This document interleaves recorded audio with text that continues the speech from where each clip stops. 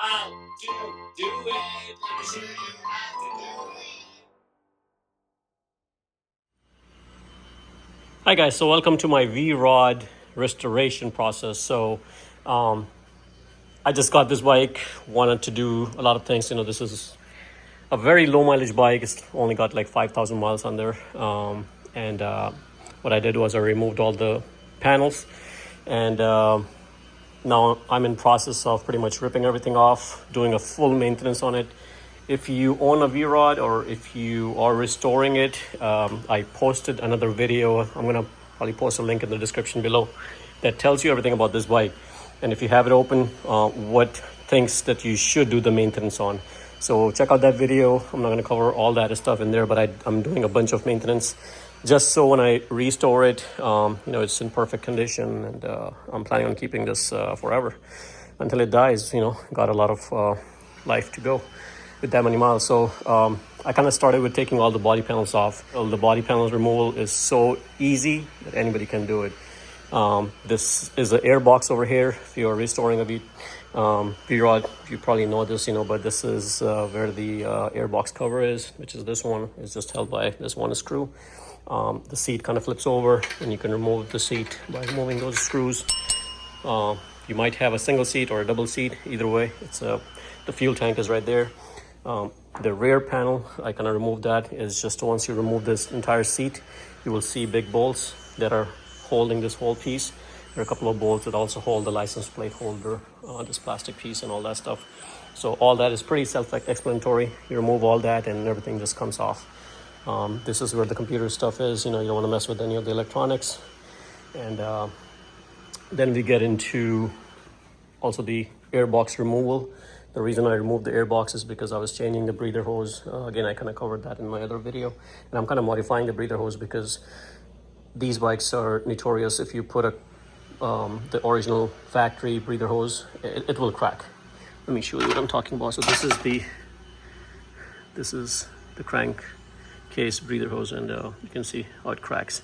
And this is not something that you can just replace with one because it has two different sides. One of them is a 5/8, the other one is a 5/16. So I'm gonna modify that part, and I'll show you how you guys can do that as well. So I kind of removed all that airbox entire assembly, which is right there. And this is where the battery is. So if you are ever replacing the battery, you're gonna have to remove all this anyways to remove the battery. But my battery is good, so I'm not gonna worry about that.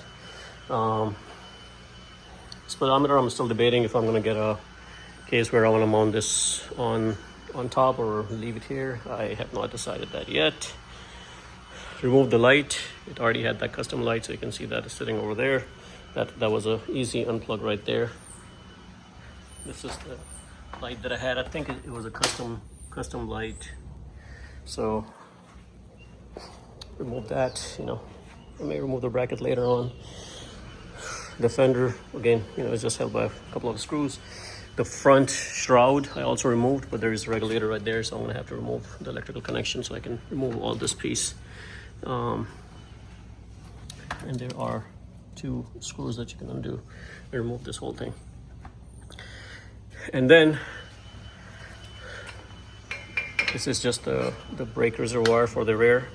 It is mounted over here, so I had to remove that in order for me to remove this guy. So this is just dangling. I'll figure it out later. The exhaust, it has a custom exhaust, I think it's slip-on. So I'm gonna go ahead and remove that. I already removed the flanges. The screws are already off. So I'm just gonna have to play around and remove this part.